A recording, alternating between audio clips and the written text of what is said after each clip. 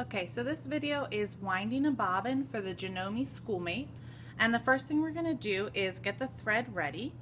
We're going to take off the spool holder. And I'm going to be using red thread. Go ahead and put that spool on.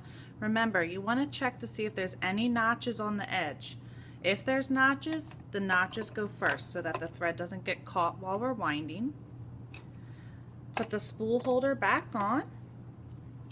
And then we're going to take the thread through the guides. The first one is going to go under this black guide and then flossed under this silver screw. So I like to hold my fingers here and actually floss it like you're flossing teeth. And then once it's there, we're going to put it in the bobbin. Bobbins, there's plastic ones and metal. Both will work fine. I'll use the metal one so that you can see it. I'm going to trim my thread a little bit, and for the thread it needs to go in between the layers and then up through one of these small holes. So I'm putting the thread in between the layers here and up through the small hole at the top so that you can see it's not going through two holes, it's just going through the one. Okay, once that's through, I'm going to go ahead and put that on the bobbin winder, push it all the way down, it should click, and my thread is now coming into the middle and out the top, and I'm holding on to it.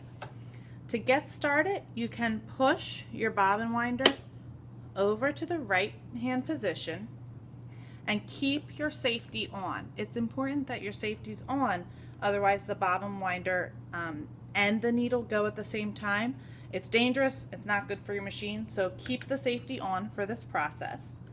And once you're ready to go, you just push down the foot pedal while holding onto the string, and it's going to start to wind. Okay, so as it starts to wind, sometimes the string cuts itself, sometimes you have to use your scissors to trim that string.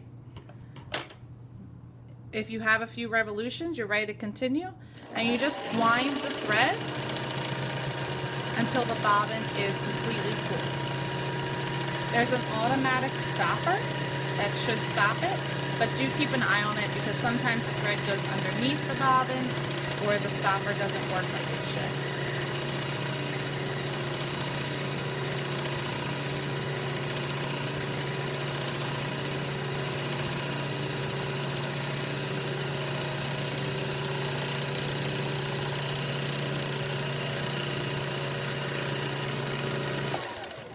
So you can see my bobbin kind of slowed down to a near stop, and then I let go of the foot pedal. It's all filled up, so all I'm going to do is push the bobbin winder over to the left, and when you take this off, you can see that the bobbin is fully wound with thread. All you have to do is cut the thread here, and now we're ready to put this in the machine and work with it. Your bobbin should always look like this, nice, tight, and smooth thread. If you take your bobbin off and it's loopy or it looks very loose, that bobbin is not going to work in your machine, so you would have to unwind it and wind a new one. All right, now that we have this, we're ready to continue threading the rest of the machine.